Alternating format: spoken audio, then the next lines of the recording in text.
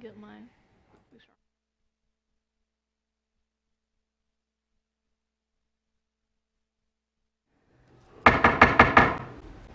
Welcome everyone to our meeting tonight.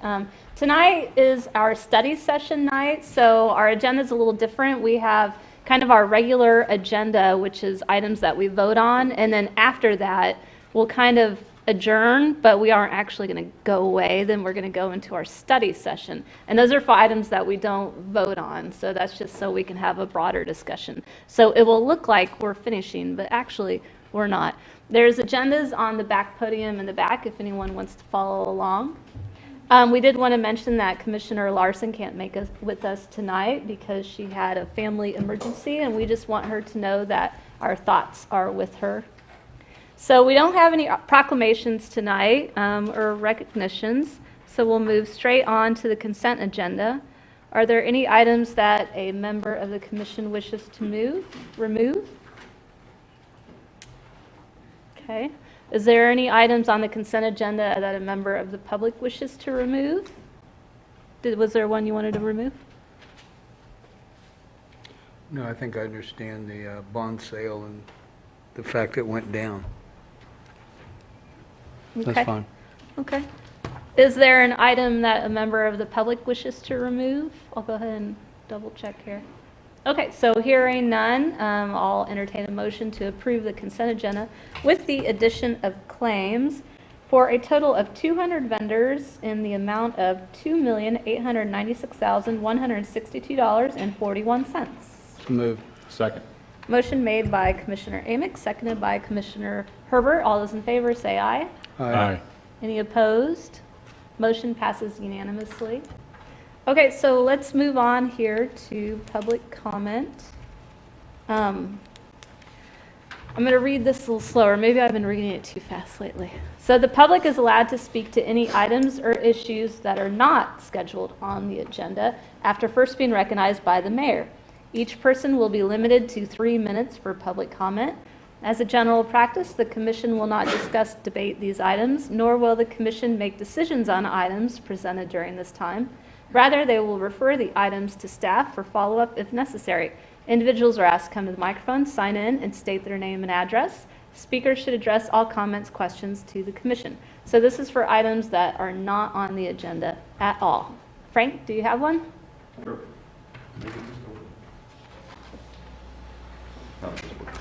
You have to flip the button that says Elmo down there.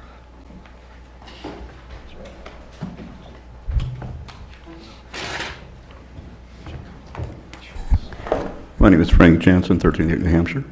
Speaking about the citizen survey, which you may have heard about, it's about the Lawrence Police Department. The article by Sarah Shepard, on August 17th from the Journal World. This survey includes questions such as, what suggestions do you have for improving the approachability of Lawrence Police Department officers? Do you think that the Lawrence Police Department is biased against you and people you know? Where do you get your information about Lawrence Police Department activities, and what qualities would make someone an ideal police officer? This survey was created by Beth Clark with the help of former Chief of Police Tarek. I took this survey a couple of days ago. Very good survey. How many have you taken this survey? We did have to make sure to take this survey. As it says here, the ending date is the 15th, which is Thursday. However, I did speak with Beth Clark yesterday. She says the survey is going to be extended to September 25th, Sunday, which is the same day as the Festival of Cultures in South Park. So she's trying to get it out to as many people as possible to get the survey back. And I guess that's all I want to say. Oh, when I took the survey, afterwards, I was walking downtown, and I have this card, which is enlarged here. And I met a policeman. He was parked there, and I said, do you have any of those cards for the survey? And he said, what survey? And I went to the police department in the Judicial Building, went up to the window, and the woman came, and I said, do you have any more of these cards for the survey? And she said, what survey? So I talked to Beth Clark. She said that she was trying to keep it away from the police department. She was afraid that if the police department had these cards and hand them out, people might be intimidated, think it was trying to get them to say something as opposed to the other way around. I did see some of these flyers at the library, and she's trying to get it out to as many people as possible. Each week in the Elna News for the East Lawrence neighborhood, we have the link to that survey. So if you haven't taken the survey, please do so. You've got another week and a half to do that. Thanks. Thank you, Frank. Excuse me, Mayor. Frank, I've got some for you. What is that? This is what you're looking for? More or less. More or less, There are yeah. some of these at the library that are in Spanish, they put the English. Yeah. Now, on these, I haven't yet, it's till 24 here. okay, we probably back need up some, to the microphone need some just so clarification people as to can- whether it goes to the 24th or 25th. The information I have is it goes to the 24th. That's true. It does say the 24th. Although she had mentioned the Festival of Cultures, which I believe is on the 25th, but maybe it's wrong on the internet. So let's just say it's to the 24th, which is on this thing here. It's been updated here. Right. And we have a pretty good supply of these cards, so we can Good, get them out. good, thanks. Thank you, Frank. Thank you. All right, any other public comment on items not on the agenda? Okay, so let's go on. Commission items. Are there any items that a member of the commission wishes to discuss? Well, Frank kind of stole my thunder there, Uh-oh. which is great.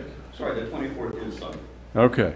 So I just wanted to let people know that this information is out there, and Porter, I believe, has a link at our website that, Right, we have a,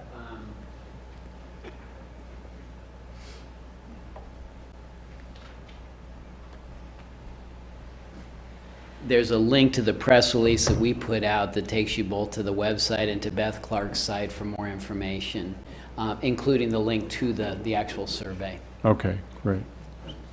Thank you. Thank you. And I guess I'd just like to, express our concern for the folks in Florida and other states affected by the storm. There are a lot of people that have been impacted by this, and I'm sure most people in the room know somebody that had to go someplace or take cover, so maybe we can tie this into our discussion of reserve balances at some point. But anyway, just want to say that too. Thank Thanks. you, Vice Mayor. Does the commissioners have any other items? I don't have anything. Okay. So now we'll go on to, normally we'll go on to city manager's report, but there's none here. So now let's look at calendar. Any items to add? Okay. So now technically, we're going to adjourn. Would someone like to move to adjourn? So moved. Second. All right, so motion made by Vice Mayor Boley, seconded by Commissioner Amix. All those in favor say aye. Hi. Any opposed? Motion passes unanimously. So now we're in the study session part of our meeting. So let's scroll down here. This work session provides an opportunity for the City Commission to discuss items in greater detail. As a general practice, the Commission will not make decisions on items presented during this time. Rather, they will refer the items to staff for follow-up if necessary. Public comment related to the work session topics will be allowed at the end of the discussion on each item. Each person will be limited to 3 minutes for public comment. So first up, we've got the receive the fund balance policy update. Thank you, Mayor. Before this item actually gets started, I do want to point out we did do something a little bit different tonight on our bond sale. Typically, in the past, we've done bond sales part of the normal agenda process, and we'd have a presentation by our financial advisor. So I do want to make comment that our financial advisor is here. He was here for the bond sale, and so that is timing-wise why I decided to go ahead and ask you to look at the fund balance policy at the same time that he's here. But before we get started on that, Dave McGilvery with Springstead Incorporated did have a small presentation that he wanted to present to you. Okay, So. thank you. I'm Dave McGilvery, Chairman of Springstead, your financial advisor. Earlier this year, you sold green bonds, and green bond, that sale, green bonds are a relatively new product that was developed by the investor side of the municipal bond industry to provide a vehicle for investors to invest in socially conscious types of projects, specifically those with sustainability and a positive environmental performance. And so you were engaged in a financing for energy retrofits for a number of your buildings. It's a fairly rigorous process to get designated as a green bond, and you accomplished that, went through that in conjunction with a number of the people on the staff. So that green bond was the first in the region, which is a multi-state, and one of the first in the country. And so we think that's a significant achievement, and when we have those, we like to commemorate those. And so we took the cover of the official statement from that transaction, put it in green, of course, and put green bonds on it. So we'd like to present that to... Oh, great. Well, thank you. Sure. Thank you for your help with it. Cool. That was great. Do you want to Thank do you, Deb. pictures with it? Do you like a picture? Here, we'll come down there. Let's all go down there and have a picture. And Mayor, I would like to also point out, Eileen Horn was extremely essential in this process. In fact, we would not have gone forward even considering the green bond without us having that position available, because there's a reporting aspect that Eileen and whoever takes that position would continue on. So I do want to point out that the county was very helpful on getting this done. Yeah, I wish she was here. She could get a picture with us. Oh, no, I have plenty of pictures. Three for good luck. Got it. Thank you. Thank you. Thank you, Dave. Or do you? I'll, Fourth or? I'll find a which place floor for shall it. we put it on? My door, actually. Excellent. Next to Vader. Yeah, Darth Vader will hold that.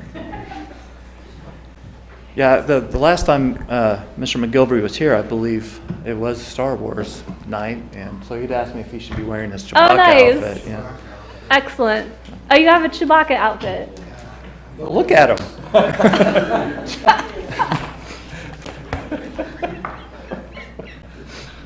Excellent.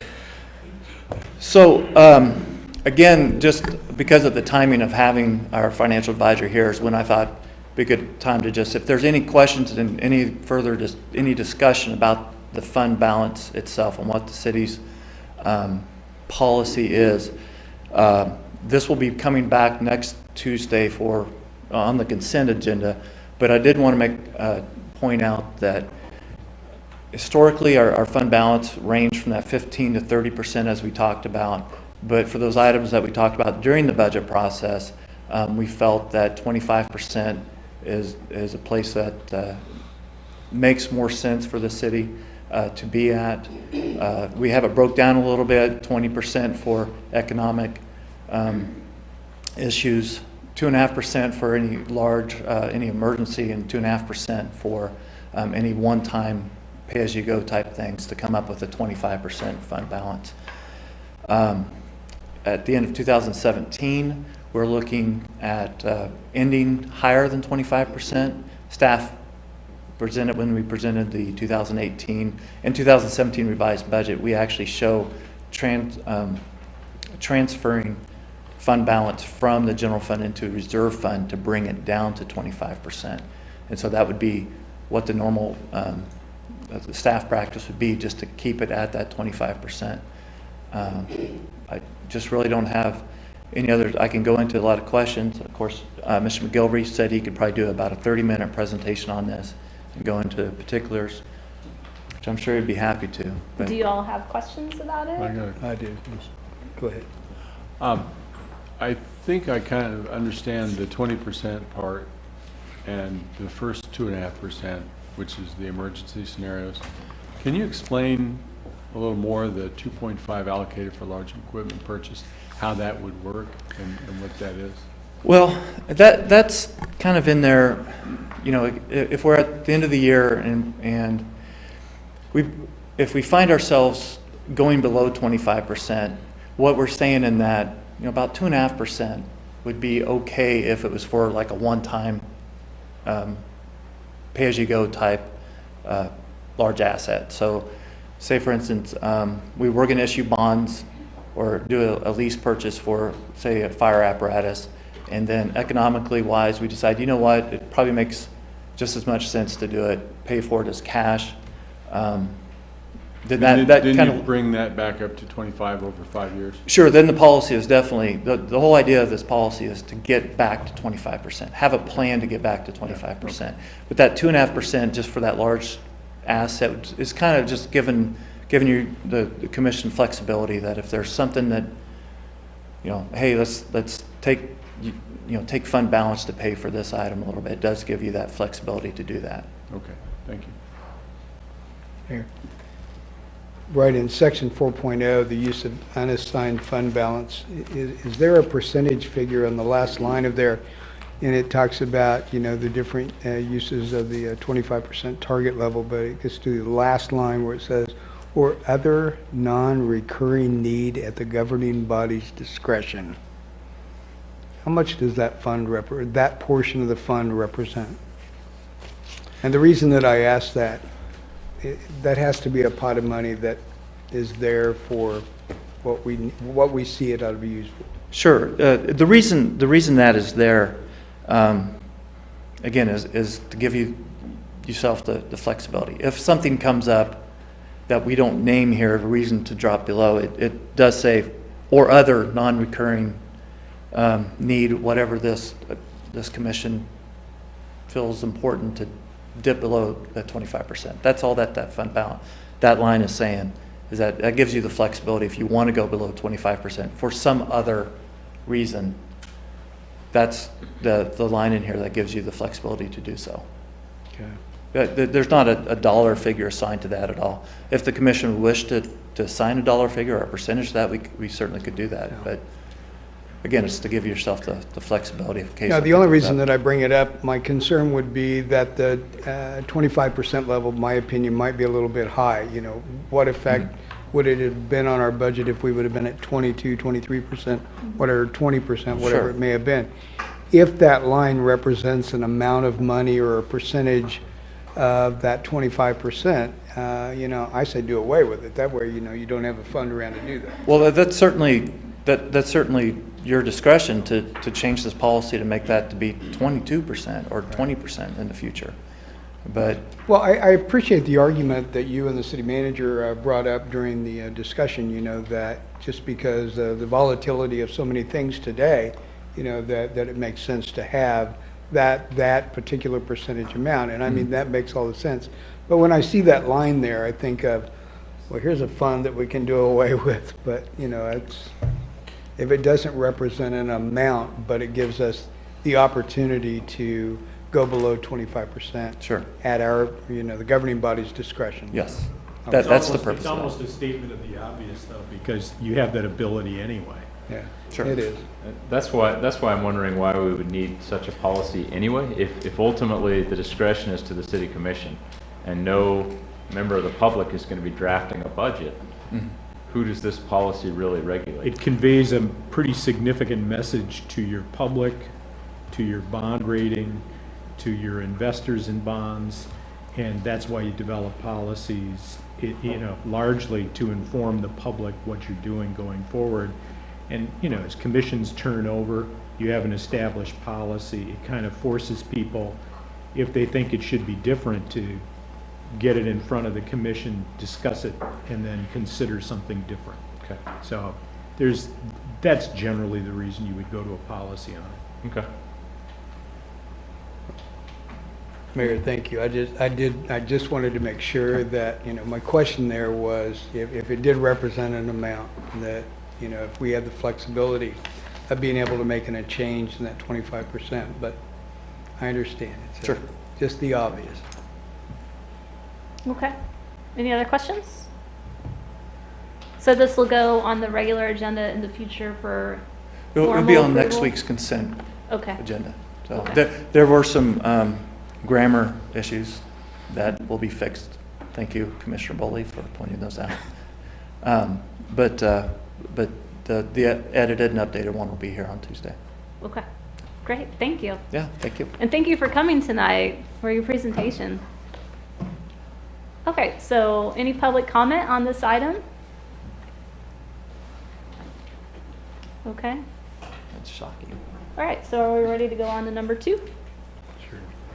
We're going to receive a presentation from OpenGov.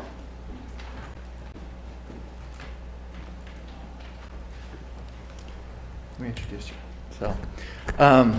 So the city went, for the 2018 budget process, we decided to use a new product, again, going back to some of the discussions that we had about strategic planning. What is it that we really want to do? Transparency, get good information to the commission and also to the citizen, and really to the department heads on preparing budget. And we found this product. It's a really vibrant product. You'll be really impressed, I think, with what we can do on the budget side. So the second part of this project that we're working on is, the first part was budget, getting the budget out there, transparent, people go on already and take a look at it. The second part of that is the second part of the transparency, where we'll actually open this up so citizens can actually look at projects, can look at actual expenditures or budget to actual kind of things. Eventually this will take place, I do a monthly financial report. This will be taking place with the actual monthly financial report, because everything I would say in that is found in here. So Bianca with OpenGov decided to come here tonight and help us out. She's sticking around for tomorrow and doing some training with staff, but I thought it'd be a good idea that you guys get a good overview of the product. So. I have a quick question. Our strategic planning items, we kind of had some more immediate goals that we're going to work on. Are we going to be able to go to OpenGov and click on, and then those will feed, is there going to be a column, I guess, that will designate it as strategic plan item? So there's a software product that we, Invisio, believe, for that. This one is talking specifically on the financial aspects of your goals of transparency. Right. So that's OpenGov. Following up and making sure that we're following up on our performance measurements are on a product called Invisio. And I think okay. there'll be a presentation probably not too far away on that. Okay, specifically. great. Thank you.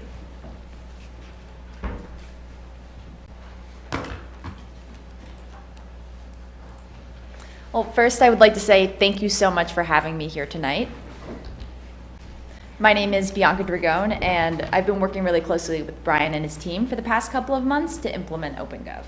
So tonight I'm really excited to share with you a couple of new reports that we've added to the OpenGov transparency portal. I'm going to start first with a quick overview of who OpenGov is as a company, in case there are some of you here who aren't familiar with us. Then I'm going to do a demonstration of the Lawrence, Kansas OpenGov transparency portal, and there should be some time at the end for questions. So OpenGov is a software company based out of Redwood City, California, and what our mission is to develop technology that helps enhance collaboration and communication across your organization. The goal of this is to help you operate more efficiently and find the information that you need. We do this by taking all of the different information that's in systems that you probably work with on a daily basis, but tend to be pretty siloed and don't really speak with each other, and we bring it into one single data repository. Like Brian mentioned a little bit earlier, we've built a couple of tools on top of that, which help with certain processes that you deal with all the time. Specifically, in the case of earlier this year, we were working on building your budget, but what we're going to be moving into is how we communicate that information to the public, as well as internally. Just a couple of the different customers that we work with. We work with over 1,600 different customers, and we have 5 other customers in Kansas, including Lenexa and the Unified Government of Wyandotte County in Kansas City, who are 2 of your neighbors. So I think most of you have seen the annual adopted budgets report, which have been on the OpenGov transparency portal. I'll give a quick overview of that, but what I'd like to focus more on tonight is the annual revenue and expense trends report. What this report is going to show is all of your historical revenue and expenditures, as well as where you are in the current year, So you can use that to benchmark historical expenditures or analyze changes in strategic revenue streams. And then there's also a monthly report, which shows in real time through the last month where Lawrence is in terms of the expenditures and revenue collections and how that's doing against the budget for 2017. Does anyone have any questions so far before I jump on to the site? Any questions? Perfect.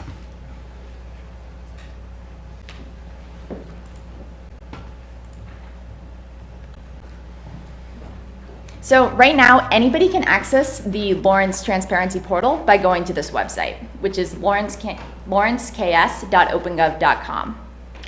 When you first go onto the site, you're going to be greeted with this report. This is the annual report that I was referring to, and it's pretty indicative of what a lot of OpenGov reports look like. Across the bottom, you'll be able to see what the timescale you're looking at, because the x-axis is always going to be time. Along the y-axis, what you see are the dollar amounts, and along the right side of the screen is a legend. So you can tell that in this case, the green is revenues and red is expenditures. Below the graph is going to be all of the numbers that comprise what you're looking at. So in this case, what this graph is showing is just a real simple profit loss statement. You can see what the revenues and expenditures have been and what revenues less expenditures are for all of the years that are being displayed. The table is also dynamic. So if I were to click into revenues to see that, or excuse me, into expenses to see it in a little bit more detail, if I scroll down to the graph below, I can see actually that that has also changed accordingly. So now the numbers represent what I'm seeing in the visualization. On the left side of the screen are some filter panels that enable you to change what you're looking at as well. So, for example, in the case of this report, what we're looking at right now is expenses. If I wanted to just change that to revenues, I could click that, and then from there, I could continue to drill down into the graph. For example, if I wanted to look at how property tax has changed over the last couple of years, I would just click on taxes, and click property, and then in a couple of clicks, 3 clicks maybe, I have a statement of all of the property taxes from the city from 2015 to today, as well as all of the numbers associated with it. This drop-down menu enables you to look at this information in a variety of different ways. So right now we're looking at it based off of expense type or revenue type. I could change it so that I'm looking at it in terms of funds. So I can see for this specific revenue source, property taxes, which funds is it going to? How is that allocated across different aspects of all of the different funds?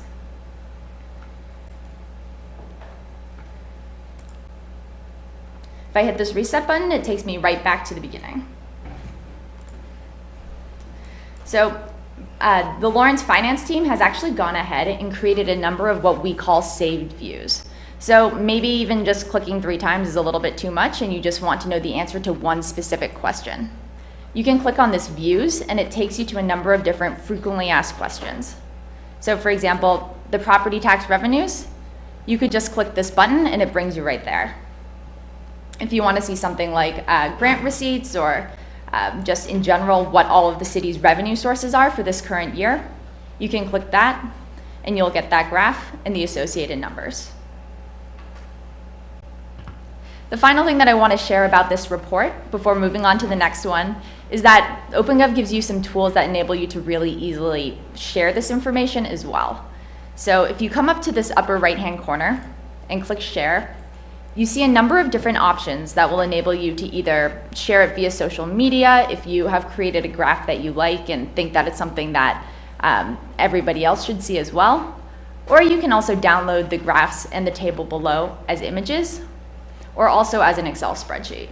I know personally I do like looking at numbers in Excel, and so something that's really powerful about the system is it enables you to just select what it is that you're trying to find, download that to Excel, and what it will show is everything that's in this table below the graph. So that was a lot of information at once. Does anybody have any questions before I go into the month-over-month report? Any questions? Perfect. So this second report is the month-over-month report, or the monthly finance report. What this first view is showing is all of your expenditures broken down by department. You can see that we have all of the months for this year through July, and we also have the 2017 budget. So what this enables you to do is see how you're trending against your budget. And if you actually scroll down to the graph below, you can see that the system will automatically calculate the variance. So if you have a question about whether a specific department is over or under where they should be for about 6 months into the year, you could come down here and you could take a look at this in a little bit more detail. You could also drill into a specific department. So for example, if I wanted to take a look at what was happening in the police department, I could click here, and all of that information would be available here as well.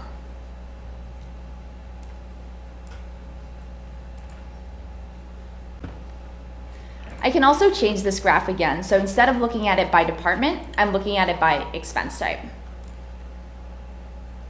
So now what we're looking at is what the city's expenditures are, but without having to do too much, we're able to see it not by department, but by what the actual expense type is.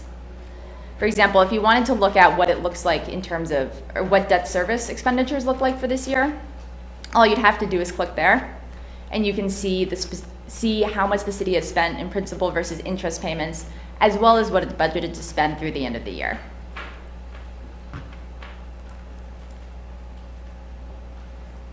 I'm going to reset this graph. And another example that you can use this report for is being able to look at specific projects. And this is where these filter panels below really come in handy. So if you know that you specifically want to look for the Wakarusa wastewater treatment plant, for example, you can just open up this panel, type that in, and in one click you have all of the cumulative expenditures for the Wakarusa wastewater treatment plant over the course of this year. And in this report as well, you can come into the settings and change it so that you're looking at it incrementally. So if you needed to find the information about how much had been spent in each specific month, the system can tell you that as well.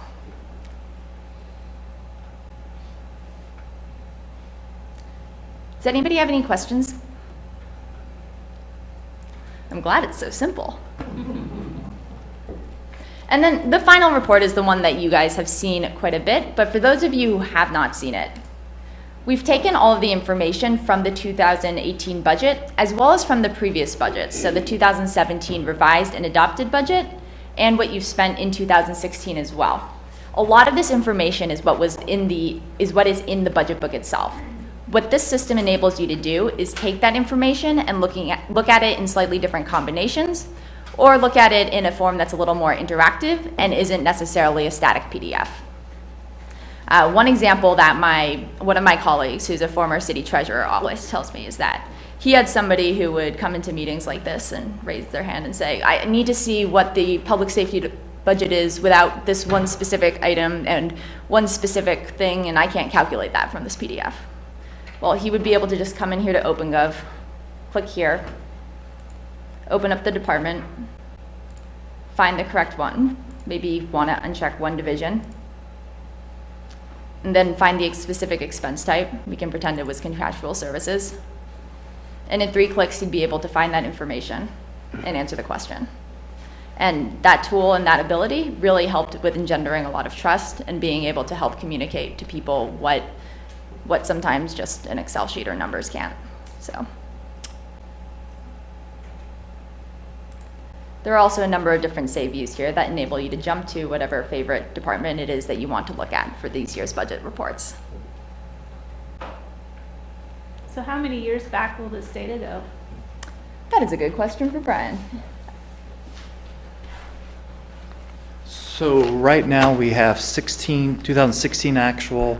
I believe we have 2015. One of the challenges that we have is, I'd like to call it pre-Brian. Sometimes the data is not really reported in the same way that I would have reported it. And kind guess that's a good way to say it. One of the problems with having such a transparent system is that it truly is the information that we put in the system is actually what's kicking out. Prior to 2016, there were transactions, nothing incorrect, but there'll be journal entries that aren't hitting the right period, because we used to do some journal entries, just wait until the end of the year and then we'd come back and make those journal entries. And so sometimes the budget actuals by month aren't making a lot of sense. So right now I'm focusing on 16 moving forward.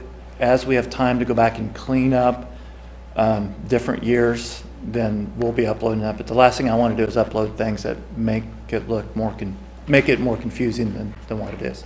One of those things is we have a lot of transfers from fund to fund that prior to 2016 does make it look kind of, it's just, sometimes the data just looks, it will be more confusing the more we have available. Some other items on here. In the future, there'll be a tab here. I don't know if this is the right one, but on the monthly reports, there'll be a tab here that will actually link to the actual transactions. And so getting back to, say, that project account that she showed you about the Wakarusa sewer water or wastewater plant, you'd be able to go in and say, oh, wait a minute, why is it so high in March of 2017? You'd be able to click that tab and actually see the actual transactions that make that up. I want to spend a little bit more time making sure I'm cleansing our data, so to speak. One issue that we might have is I want to make sure that we don't have any personal information in there. Again, going back, if we're doing like a workman's compensation we're paying out to an employee, I want to make sure that we're not uploading personalized information into the system. And so that is taking me a little bit longer. We just had that discussion this last week. I want to make sure we go through there and take care of that. Another thing is vendors. There are more and more lawsuits. I don't know if your office has addressed this, but a lot of fraud that's occurred where municipalities will get, change my wire transfer amount or my bank account to this, and they've been able to access open systems, the transparent systems, and see that, so-and-so is going to get paid. Let me call them up and say, hey, change my banking account to this account.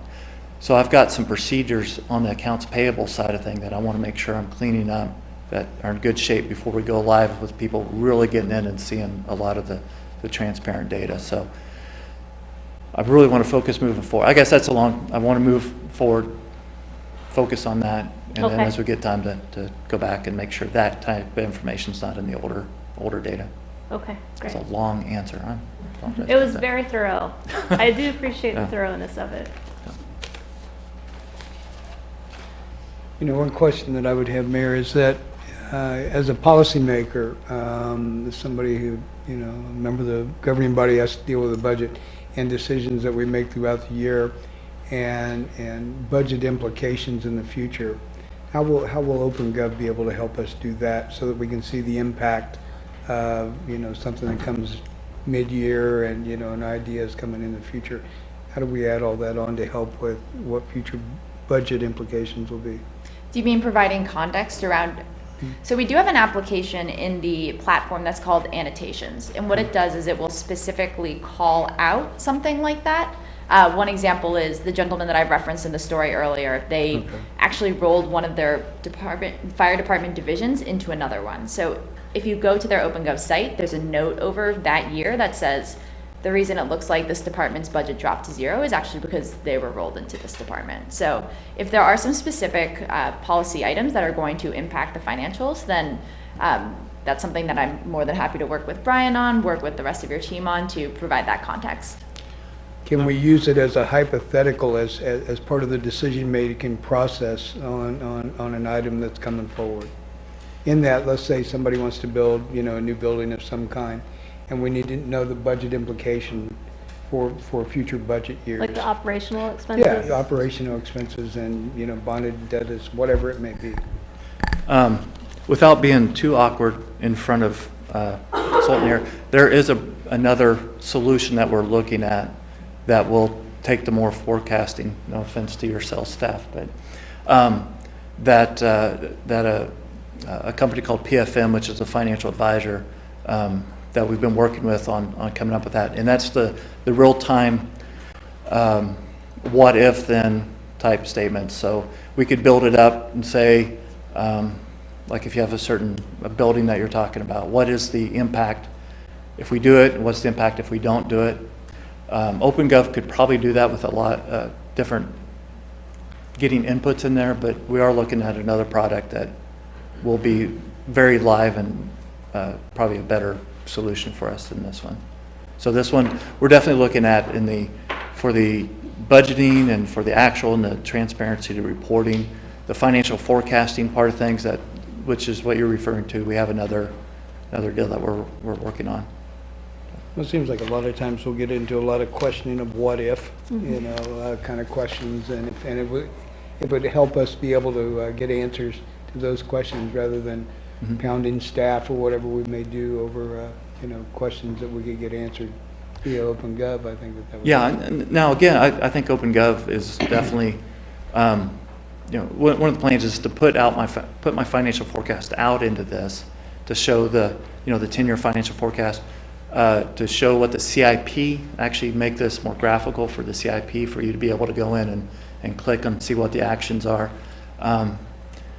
I know they have some great resources to be able to make that a little bit more dynamic on the what ifs then, but we're just looking at a couple different things that make that a little, because this last budget process was kind of challenging, and I know it was very challenging to the governing body, where you had some CIP projects and you wanted to know right away what that impact is, but you know, we all know what we're talking. And so that's one thing I really want to do, and that's part of your strategic forecast or strategic planning, is a financial forecasting model that I think would accomplish that. So that is definitely something that is motivating my department to move forward with getting those type of things. One more thing. Well, I got to say that I'm really excited about the fact that, you know, anybody, you know, from the governing body, the general public, whoever it may be, that has interest in finding out, you know, real-time kind of information as to, you know, where every one of their dollars is going. This is truly an answer to be able to take care of that. But, you know, one piece that I think would be very helpful for the governing body is what we just talked about. Be able to have the ability to forecast future of what decisions, you know, that we're looking at. I think that would be of great help. Any other questions?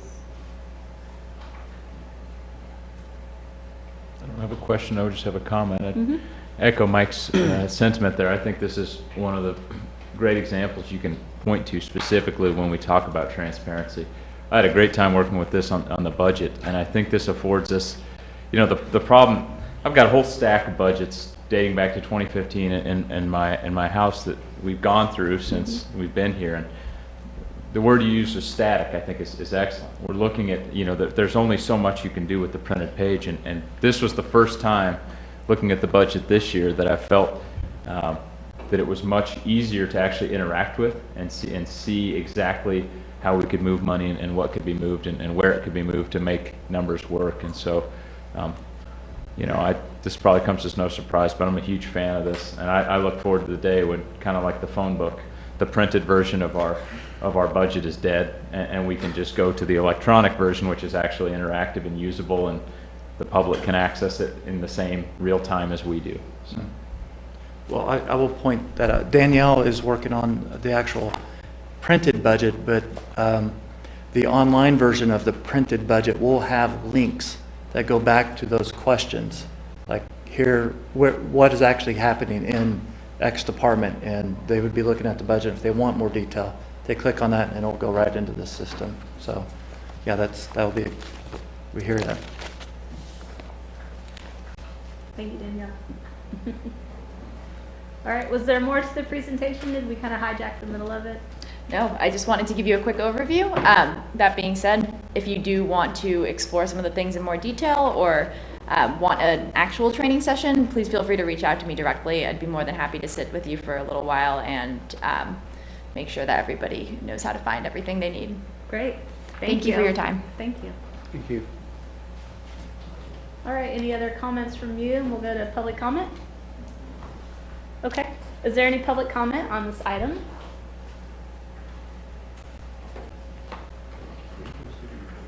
I am sitting. Yeah, He's the Frank finance Jansen. director. Frank Jansen, 330 New Hampshire. I was a little confused here at first.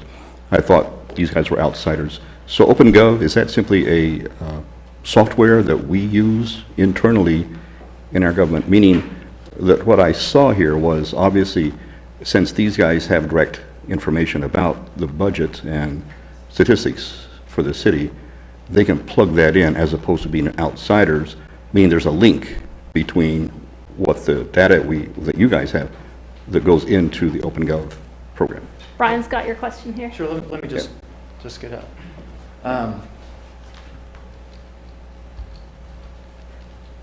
Better give Frank a link. Someone send him an email with a link. So, you can go straight into our front page, and I believe right here, the one that said that the dollar figure, you can get here, and it will go straight into the budget information. So, Oh, yeah. excellent. Was there something that you would add to that? No.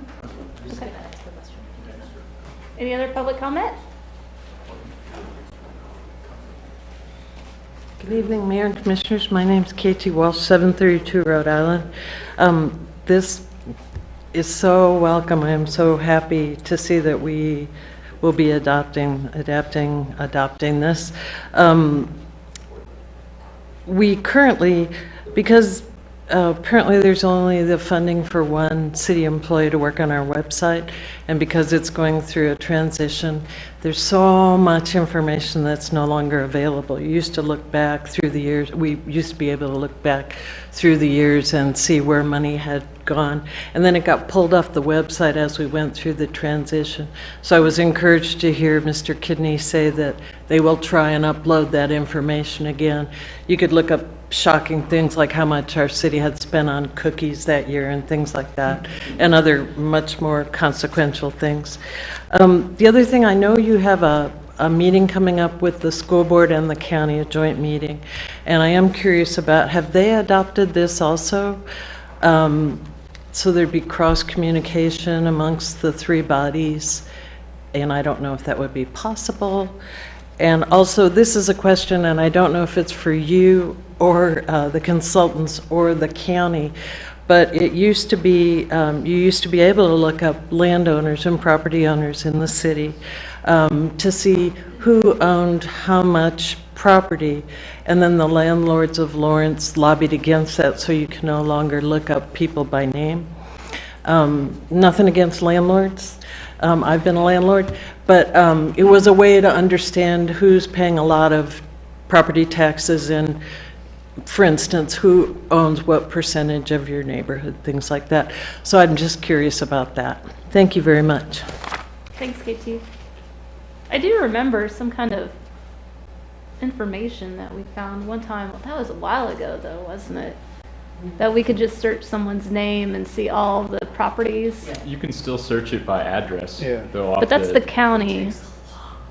That was the county one. This was a city one. Yeah. So, I don't know. do you want me to I'll have to add, no, you don't. Okay. I'll have to ask about that, but I guess there was a way to do that.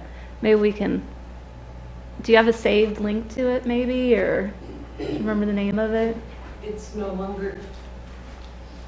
I do remember that. It's no longer available. Yeah, it got buried. Okay, So, Thanks, Katie. thanks for listening. all right. Any other public comment? All right, so that's it for number 2 then. Any final items or for number 2 Thanks, that Brian has, or Thanks, Brian. discussions? Thank you. Thank you. Yeah, it looks great.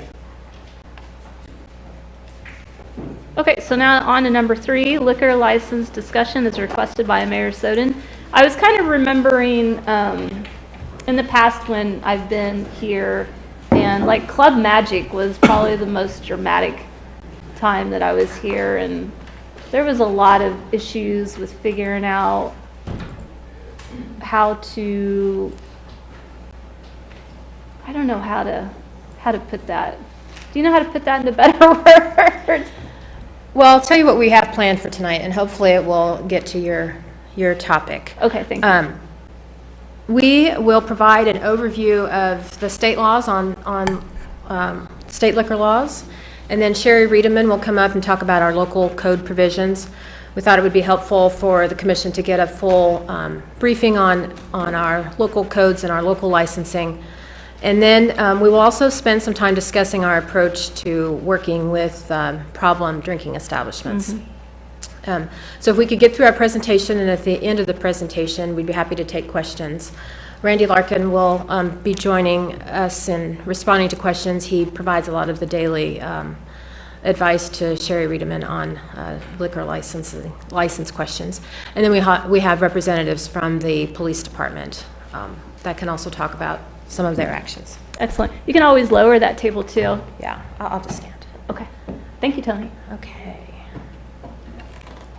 Okay, so the Kansas laws concerning intoxicating and alcoholic liquor are included in these following acts. As you can see, there's quite a long list of state acts that govern the liquor. We're not going to touch on all of them. I'll touch on a couple that the city interacts with quite frequently. Just want to give an overview that the Kansas Department of Revenue has the primary responsibility for overseeing and enforcing Kansas intoxicating liquor laws. The Division of Alcohol Beverage Control, and specifically the Director of ABC, are charged with the responsibility of enforcing state laws. As part of its regulatory authority under the different liquor acts, ABC issues 17 different licenses and 5 different permits for the manufacture, distribution, and sale of alcoholic liquor. County and city governments have regulatory authority over the sale of intoxicating and alcoholic liquors and cereal malt beverages in the state. And the Kansas Constitution is the authority that gives the legislature the authority to regulate intoxicating liquors. The Liquor Control Act grants the state its regulatory power to control the manufacture, the distribution, the sale, possession, and transportation of alcoholic liquor, and the manufacturing of beer. Cities and counties can regulate certain aspects, such as the time and days for the sale of alcoholic liquor, but local governments cannot adopt laws that conflict with the provisions of the Liquor Control Act. Farm wineries, farm winery outlets, microbreweries, and microbrewery packaging and warehousing facilities are also regulated by the Liquor Control Act. We also have the Cereal Malt Beverage Act. Local governments have additional authority under this act. According to the statute, applications for CMB licenses are made either to the county or the city, depending on where the establishment is located. And for those of you that need a definition, CMB is defined as having not more than 3.2% alcohol by weight, and it's produced by fermentation and not by distillation. As long as any local regulations and ordinances adopted are consistent with the CMB Act, the governing body of a city can set hours or days of operation, closing times, standards of conduct, and it can adopt rules and regulations concerning the moral, sanitary, and health conditions of licensed premises. Cities can also establish zoning requirements that regulate establishments selling CMB and can limit them to certain districts, and our zoning code does do that. The Cereal Malt Beverage Act also allows local governments some discretion in revoking licenses, and it actually requires such action by local governments in specific situations. And an example of some of the situations when revocation is mandatory is when it is learned that a license has been obtained by fraud, the non-payment of license fees, or employment of persons under the age of 18 to dispense or sell CMB or beer containing 6% alcohol, among other requirements. Now I'm going to turn to the Club and Drinking Establishment Act. In Kansas, the sale of alcoholic liquor by the drink is controlled by this act. And for the purposes of this discussion, alcoholic liquor means alcohol spirits, wine, beer, and every liquid or solid, patented or not, containing alcohol spirits, wine, or beer, and capable of being consumed as a beverage by a human being, but it does not include CMB. Under the state laws, the state of Kansas issues 2-year liquor licenses that are renewable unless they are earlier suspended or revoked. This act also sets forth the qualifications for licensure and addresses a number of these categories: the age of the applicant, the citizenship status, the criminal background and residency requirements, and some other requirements. The act also sets forth requirements for the licensed premises. The premises have to be located in a wet county or a county that actually allows liquor to be sold by the drink. And the zoning, the applicable zoning district must permit drinking establishment at the location. The licensed premises, according to this act, must be constructed and operated so that the licensee has sufficient control to assure compliance with the applicable laws and regulations, and the licensee has to have an interest in the property. The licensee has to be either a legal owner or a lessee or a sublessee of the legal owners. The act prohibits certain conduct. It prohibits a drinking establishment from serving, mixing, or allowing the consumption of alcohol between the hours of 2 a.m. and 9 a.m., and it also sets forth certain regulations of the employees who can serve and mix alcoholic beverages. Again, it's related to their age, criminal background, etc.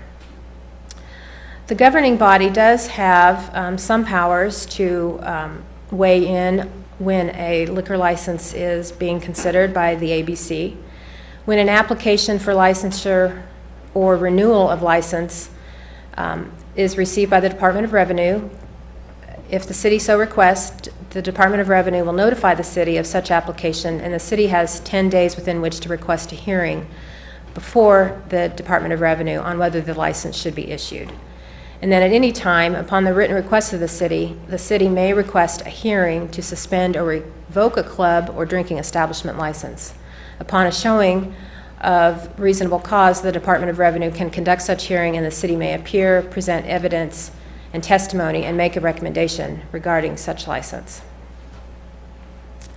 The factors that the ABC director will consider at such a hearing to renew, issue, or revoke a license include whether crimes of violence have occurred in or about the premises, whether the licensed premises and the surrounding areas constitute an unreasonable drain on public resources to maintain safety, whether the licensed premises constitutes a threat to public health, safety, and welfare, and whether the city or licensee has taken reasonable remedial steps regarding the situation. So, Mayor, this may be one of the statutes that you have recalled. The city has availed itself of this opportunity, and we have presented evidence to the ABC regarding some liquor licenses of establishments that we were having difficulties with in Lawrence, and we did achieve some success in that area. I just want to touch briefly on some new legislation that passed this year that will have some impact, or could have some impact on our community. The legislature passed a common consumption area program that allows cities or counties to establish areas for the consumption of alcohol, known as these common consumption areas. And the purpose of this bill is to allow individuals to step outside of a drinking establishment that adjoins the drinking establishment, so that consumption can occur without violating the law. There are a number of requirements to establish these CCAs, and it requires coordination with the Department of Revenue. And then you may have heard of this in the newspaper. There is now a law that will allow the selling of strong beer in grocery stores and convenience stores and gas stations after April 1 of 2019.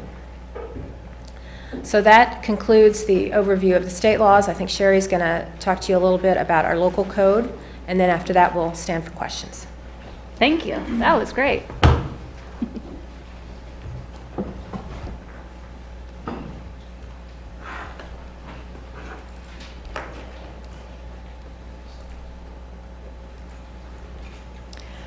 Okay, so the city clerk's office administers the liquor licensing. That includes licenses for cereal malt beverage and alcoholic liquor.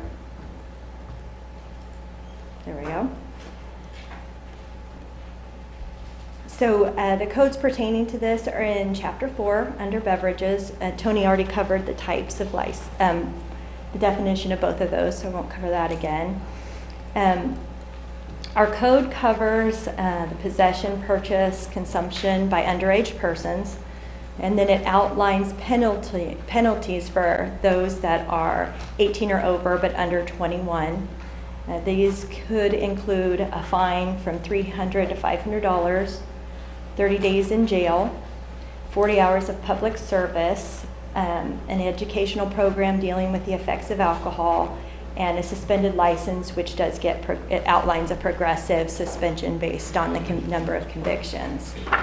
It does make exceptions. A cereal malt beverage that is provided by and supervised by a parent.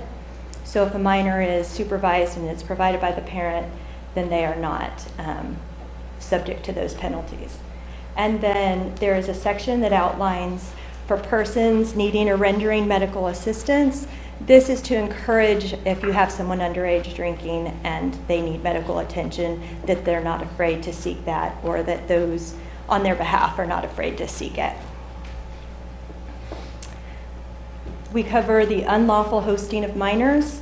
That is failure to take reasonable steps to prevent the consumption of alcoholic liquor or cereal malt beverage by any minor at a social activity. This includes reasonable steps include, but are not limited to, controlling the quantity and access to alcoholic liquor and cereal malt beverage to minors at these events. And then you are required to verify the age of all persons attending. The penalty that you could be subject to if you are found convicted of the unlawful hosting of minors is it would be a misdemeanor, could be subject to a fine of $1,000 and possible public service. So consumption of liquor in public is prohibited. The code outlines exceptions to this. So on private property, the exception would be an establishment that is licensed by the state and the city, the owner or lessee of a property and their guests, as long as no charge is served for the mixing, as long as no charge is made for the serving or mixing of any drink. And then, so if you and your guests, obviously on your private property, but if you were to charge for that, you would be required to be licensed. And then occupants of a hotel, motel, or boarding house and their guests. And then no charge applies to that. And then rented private dining room of a hotel, motel, or restaurant, microbrewery or farm winery if appropriately licensed. And then on public property, it is also prohibited. We do list exceptions to this. And property, if the city has property that's leased for hotel or motel purpose, state-owned or operated property, the University of Kansas, the Lawrence Arts Center, the Lawrence Riverfront Plaza and the Barbed Wire Building, parks and facilities operated by the Department of Parks and Recreation, events held at the Lawrence Public Library, sidewalk dining licenses. Any establishment that has obtained a sidewalk dining license from the city, they are exempt and are allowed to serve alcohol in that area.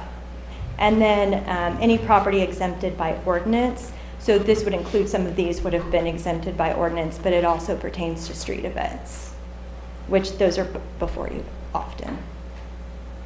These are the license types that we currently list in City Code. Class A club, Class B club, drinking establishment, caterer, temporary permits. Those are not approved by the commission. And then retailer, which is a liquor store. The state does have additional license types that we have not, we don't currently have in our code. That's a common consumption area, a drinking establishment / caterer, hotel / drinking establishment, or hotel drinking establishment, excuse me, and then hotel drinking establishment / caterer and public venue. So if someone is going to apply for a liquor license, the first step is obviously to go to the state and get their state license. And part of any application to the state is they require that they submit a zoning form and a certificate of the city clerk. So at that point, we are aware of any establishment that is seeking a permit in the city of Lawrence. There are things that we have to, well, that I answer on that. We state if they are inside the incorporated city limits, if they comply with all applicable zoning regulations, they have to comply with all local ordinances and resolutions concerning the sale and consumption of alcoholic liquor, and then if the city and county allow Sunday sales. To do that, we send it to planning, and planning does a review for us to let us know if they meet those regulations, the zoning regulations, any restrictions that may pertain, like the 55% food sales if it's in an area that requires that. And it also is just gives notification to us and then their department as well. The city application process is they have to comply with zoning, which is through the process I just previously outlined. They have to submit a copy of their state license. It's a $500 fee, which is good for 2 years. Retailers, it's $600 for 2 years, and temporary permits are $25. They have to complete and sign the application, and if they are not the owner, then a lease is submitted. And then after that, it's placed on a license memo for City Commission approval. Approval by the City Commission is a ministerial duty. It is not a discretionary decision. Section 4-107B states that upon presentation of a state license issued by the State Director of Alcohol Beverage Control, payment of the city license fee, and filing the completed license application, the City Commission shall issue a city license if the applicant complies with all applicable provisions of this article, the city zoning ordinance, and other applicable ordinances of the city. And then again, section 4-108 states, the governing body of the city shall, if the applicant is qualified by law, issue a license to the applicant. And then the code also outlines additional regulations for the business. The premise must be currently licensed by the state. Underage consumption is not allowed, and the business is required to have signs posted stating so. The hours they can be open is 9 a.m. to 2 a.m. And premise that is licensed to sell alcoholic liquor can also apply for and carry a CMB license as well. And then it again states that no licensee, agent, or employee shall sell, give, trade, or permit the sale, give, or trade of any alcoholic liquor to any person under 21 years of age. The distance limitation, I won't go over too much because you all see those quite often and know the process. I just want to point out that school is defined as grades K through 12, and it's public or parochial. And that the way we measure for that is, and the code states this specifically, is the distance is to be measured along the right-of-way by the shortest route a pedestrian would normally walk from the nearest property line of the school or church to the primary public entrance of the location. It lists some additional provisions for retail liquor. So Monday through Saturday, they can only be open, can be open from 9 a.m. to 11 p.m. On Sundays, sales are 12 p.m. to 8 p.m., and no sales are allowed on Easter, Thanksgiving, and Christmas. Farmers markets are considered retailers if they are selling retail at a farmer's market, and they are allowed hours that are specified on their farmer's market sales permit that's issued by the state. Retail liquor stores have to meet the distance limitation applies to them as well. They can apply for a waiver if it's under the 400 feet, but our code states that if it is within 200 feet of a school, college, or church, that they cannot apply for a waiver under any circumstances. The city clerk's office is in discussions with the city attorney's office currently to update our codes. There are some areas that have some outdated language, and we need to update them with based on some changes in state statute. One of those areas is our current code states that caterers are to notify our chief of police at least 7 days prior to any catered event. And the state statute has changed where they just provide electronic notification to the director of ABC. They have a site, they just go on and enter their events, and they only have to do that 48 hours prior to the event. And it states that the director will make that available to local law enforcement. They also exempted several things from even needing to give notice. So if it's for a wedding, a funeral, if it's an event sponsored by a religious institution and business, industry, or trade sponsored meetings, they are not required to provide notification of the event. We issue temporary permits. If the state issues a temporary permit, then they are required to have a city temporary permit as well. That is required to be submitted 7 days before the event.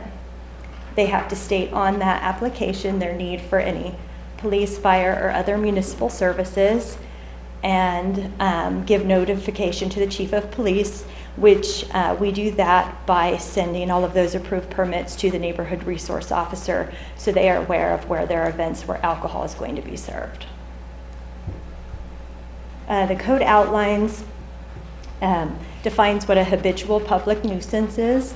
This is an establishment that operates in a manner that habitually harms the public safety or welfare of the general public, neighboring properties, or occupants of neighboring properties or patrons. It outlines essentially 4 things that need to be determined for an establishment to be a habitual public nuisance. Can the harm be fairly attributed to the operation of the emancipation? So the proximity of other licensed premises has to be considered. Is the harm limited to isolated incidents of infrequent occurrence? Have the owners and operators of the establishment taken actions to mitigate or eliminate the harm to the public? And does the harm include violations of law? Finding that an establishment is a habitual public nuisance, I just want to note, has no impact on the state license. The 55% food sales compliance, this is not in the beverage code. This is a zoning requirement, but the city clerk's office helps monitor the compliance with that. When they come in and we look at zoning, if they're in one of those areas that requires it, we notify them that they will have to meet that. Some people determine not to locate in those areas that they require it. They have to provide a copy of their menu and sign a statement of estimated gross receipts. And then every year or every 2 years as they renew, they are required to submit copies of their liquor excise tax returns so that staff can review them for compliance. This is a map of the areas that require the 55% food sales.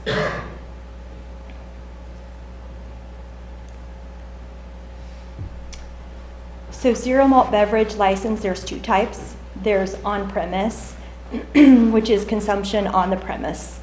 That is allowed from 6 a.m. to 12 p.m. and Sunday sales are allowed.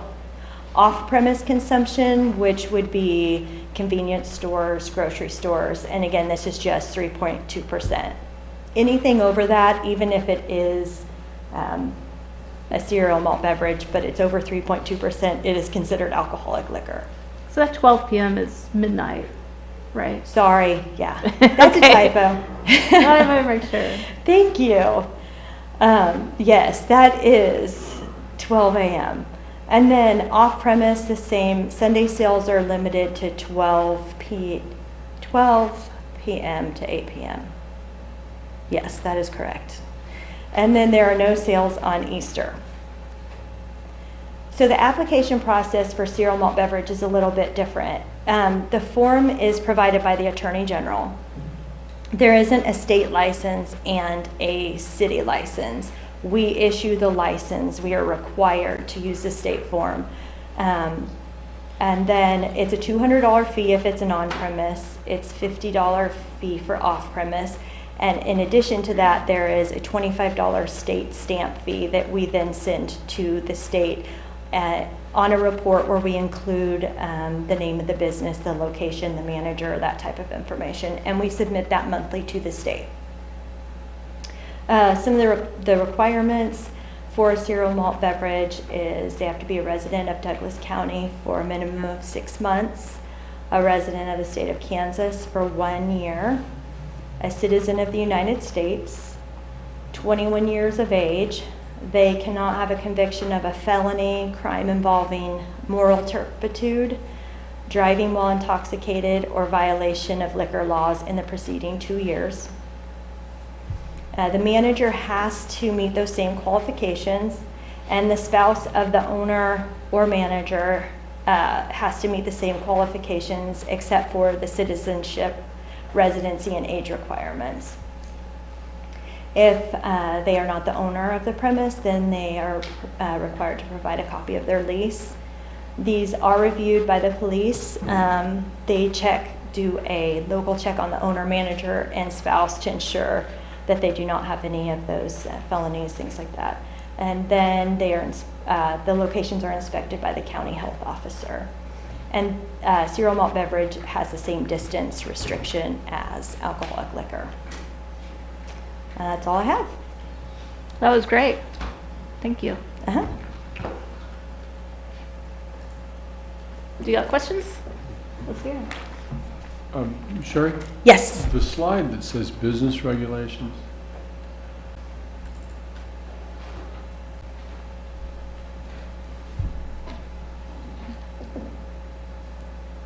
is that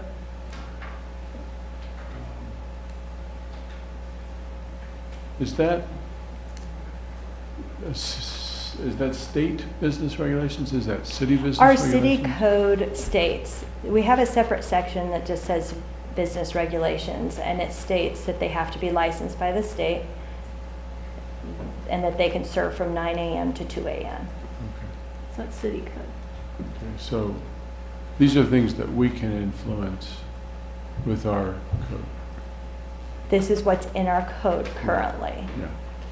But I mean, like, the ministerial stuff, we don't really have any discretion on. But this is ours, and we have. Right, I would have to defer to, Sure. We have certain authority to regulate these things, but we can't be in conflict with state law. Would be the only thing that would be limiting us regarding regulation of business and how they operate and those types of things. So that's one thing that kind of constrains what we can and can't do. Okay, thank you. There was, before Mr. Marcus arrived with us, the former city manager, I think every commission that I've been a part of has had questions about, drinking establishment and our responsibilities when it comes to licensure of various places. But I remember a former city manager, either with me or other commission members, explained about a Supreme Court ruling that had something to do that limits what we can and can't do. And I was wondering if I know that we went through a time where we updated a number of things, but I wonder if it was in conjunction with that ruling. I just can't remember. Yes. There was a Supreme Court case, the Kansas Supreme Court case. It was Biggs versus the City of Wichita. The City of Wichita was trying to charter out of provisions of the Club and Drinking Establishment Act. They wanted to impose higher licensing fees than were set forth in the statute. And a group of affected businesses in the Wichita area challenged that ordinance, and the Supreme Court did rule that the provisions of the club and drinking establishment license, that act is uniformly applicable to all cities across the state. And since it is uniformly applicable, then cities do not have the ability to charter out and provide substitute or replacement provisions. We can adopt regulations, but they cannot be in conflict with state law. So that does restrict our abilities to influence the licenses of those drinking establishments. So it is a challenge. But one of the things that it did is it reinforced or give us the ability to better go through Department of Revenue during the time of licensure and to have our voices heard if there was an establishment that, you know, was wavering from any local ordinance and those kind of things, correct? That's correct. After this decision, then there was a law that was passed, and actually the city of Lawrence had quite impact on that legislation. I mean, we really lobbied for this law that allows cities to request hearings before the alcohol beverage control when a license is being considered. And so if there is an establishment that a community has concerns about, when a license is up for renewal or actually any time a problem arises, a city, as long as the governing body authorizes it, a city can petition to have a hearing before the ABC, and they can present evidence to try to make sure that the ABC is informed about that establishment's impact on the local community. Well, I know excuse me, Matt. I know in the past you and I have had conversations about anything from you know, what kind of standards we can change, or, you know, how we're limited to nuisance business ordinances, any type of thing that we could have control. And it comes back to one thing. This case, you know, really put limits on what we could do. But if we have businesses that we know are not following, you know, whatever rules or placing, you know, harm to the public health, safety, and welfare, we have a responsibility to make sure that we take this to Department of Revenue or ABC, whoever it may be, for those hearings, you know, for a hearing to be heard, you know, or ask for that hearing to happen. Because I just think that that is the way. And we have, as you said, in the past, by doing that, we have had success in taking care of some of those problems that have occurred in the past. Yes, that's correct. There was an establishment on New Hampshire Street called Last Call that had some pretty significant violent crimes in the vicinity, and there was some illegal activity occurring on the inside of the establishment. And through the excellent work of our police department, we were able to gather some good evidence, and we requested a hearing before the ABC, and that license was not renewed. Do we have to wait until it comes up for renewal, or can we request? No, the statute does allow us to request it, to seek a revocation at any time.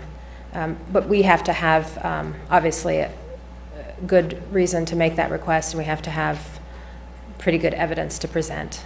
Do we have a policy for steps that would lead to asking the ABC for a hearing? Or I mean, I guess maybe that's something we might think about doing. Yes, we don't have a written policy now. I can say informally, the city manager's office and the police department in our office have been involved in just sort of sharing information and monitoring if we are having any significant public health and safety issues in the community. And then if we believe that an establishment is rising to that, then we usually come to the governing body and request authorization to proceed in that way.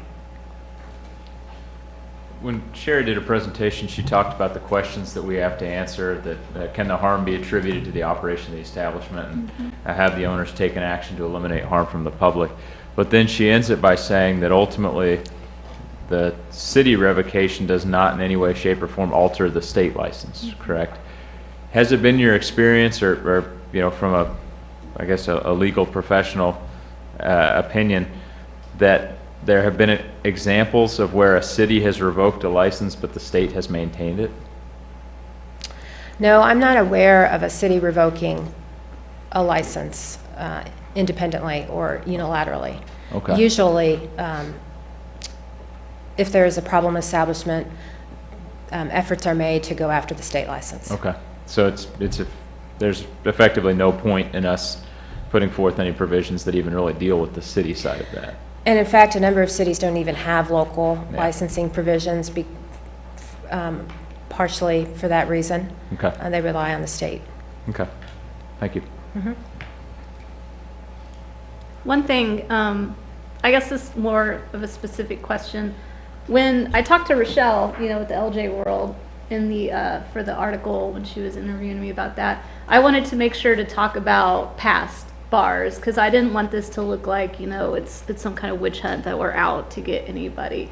But one thing that I did hear about for a bar that I think this was fixed though was that first responder radios didn't work in this establishment. Is this something that we could potentially regulate that? I think we could look at that. Obviously, we, as an entity, we have an interest in making sure that our first responders can communicate Right. inside a facility in case there is a threat. I haven't done the specific research to be able to comment definitively on that, but that is something we can look at. I think as Sherry referenced in her presentation, our Chapter 3 of the City Code, I think that's the beverages section, the beverages chapter, that is in need of some review, and it is on our work plan. We have been in consultation with the city manager and let him know that that's something that we'd like to bring before you is some amendments to our code to make sure that it complies with state laws and recent Kansas opinions, Supreme Court opinions. So we'll be looking at our code, and maybe at that time we can look at such a provision if the commission, if there's a consensus for us to do that. Yeah, there was one of the, excuse me, one of the things that was in there on things that we can regulate, and it kind of jumped off the page, and it said standards of conduct. That was for cereal malt beverage Was it- establishments. We do have more authority, as Sherry said, the state doesn't issue a license for that, for those types of establishments, so local authorities have greater powers in that area. So is it the standards of conduct of the owner, the facility itself, patrons? I would assume that it would be the patrons and how the establishment is operated. So. Wow. I would say that our police department has done a good job of trying to have an open dialogue with our drinking establishments and have tried to offer advice and guidance on how they can, ensure the safety of their patrons and maintain the public's safety in the adjacent areas. And I am certain that those types of communications will continue in the future. And, I think those have been appreciated by the owners of the drinking establishment. I think oftentimes the advice is heeded. And then when it isn't, of course, we have other options that we can pursue if the problem persists.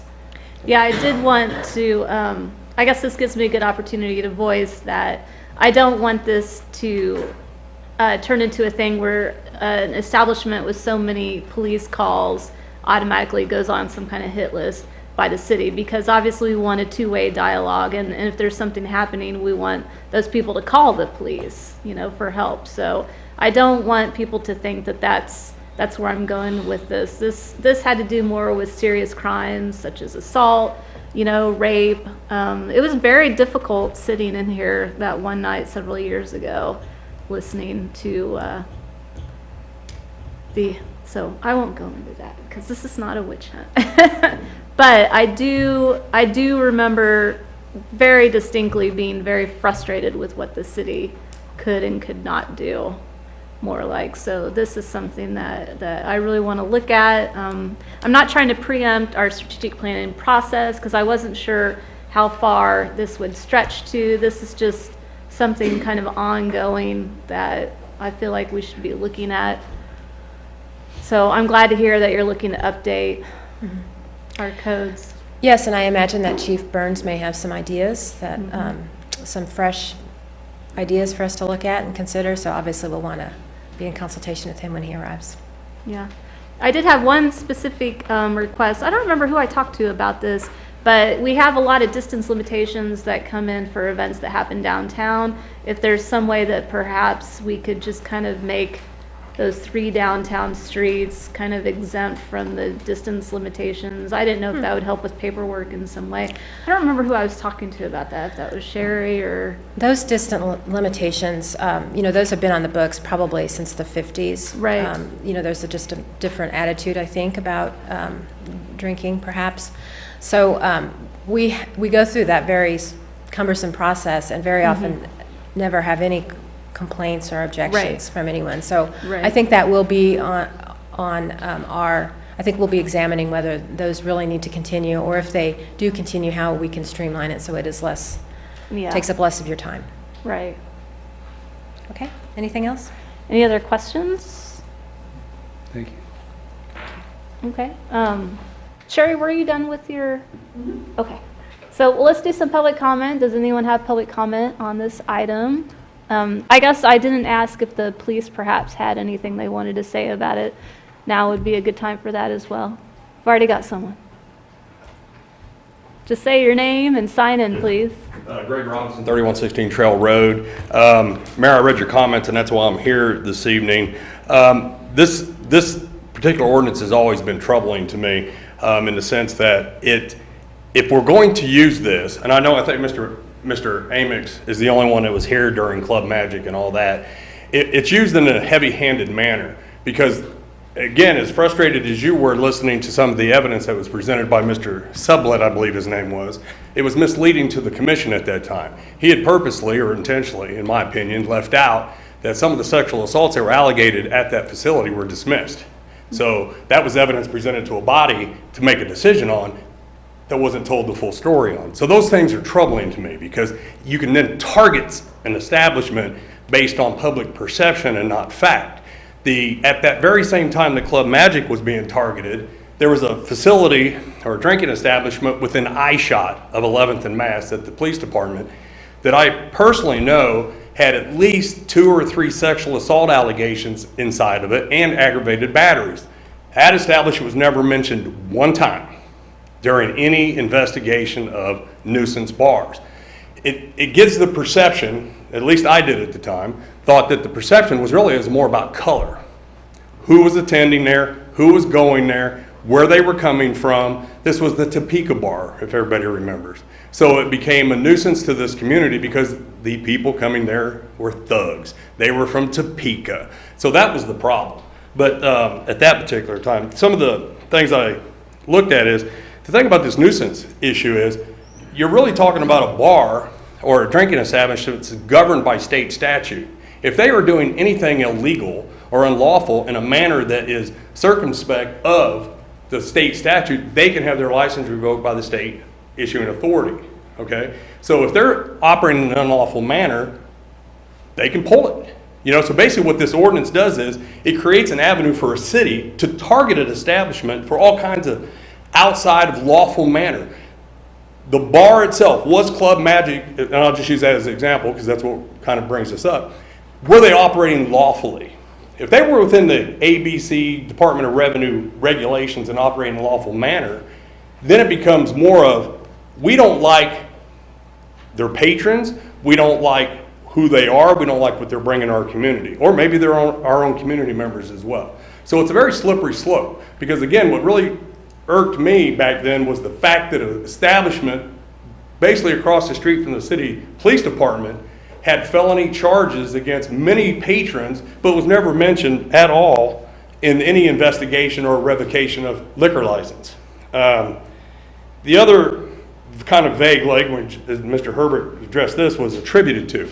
It says fairly attributed to. It's been 3 minutes. You gotta hurry up, Greg. Unfortunately, that rule changed. But anyway, I think that you guys really need to look at this. And if you do it, make it a transparency thing. If the police are going to report on this, then all numbers, all reports have to be submitted to the parties that are going to revoke these licenses. Because otherwise, people who own it, that have juice in this community politically, can then step aside out of the process, and the people we don't like get run over. Thank you. Thank you, Greg. Yeah, I guess that's why I kind of brought up, having perhaps some kind of written policy so it doesn't look like we're targeting any establishments might be helpful. Come on up, Frank. Frank Jensen again. During the discussion, I wasn't sure what you're talking about. If you pull the city license, the state license is still effective. Does that mean that the bar can stay open or what? I believe the answer was yes. Yeah. Thank you, Frank. Any other public comment? Does the police have anything that they want to add to the conversation now? It sounds like it'll be ongoing conversation. Yes. Okay. Okay. Any other comment by city commissioners about this topic? Mayor, thank you for bringing this up. I know it's something that you've wanted to talk about for a while, and I think it's something that it's important that the commission is updated on things that we can and can't do. And obviously, thank our police department, members of the public coming forward and giving comments about it. If there are things that, the commission needs to be aware of, I hope that, that through city manager's office that we can find out things that you need to help with, the job of protecting public health and safety and welfare of our community. All right. Any other commissioner discussion? It looks like we're on the wrap-up part of this, if you're ready to wrap it up. Okay, great. Thank you. Those were very excellent, thorough reviews. I appreciate that. So I think that we might be done here with our agenda. Anyone, city manager, have anything to add? I don't think we heard anything out of you tonight. Didn't earn your keep this evening. Feel good about that. All right, well, I'll move to adjourn. All right, we've already technically adjourned. We're out. We're out. So Thanks, Mayor. we're all done. Thank you. Thank you for that.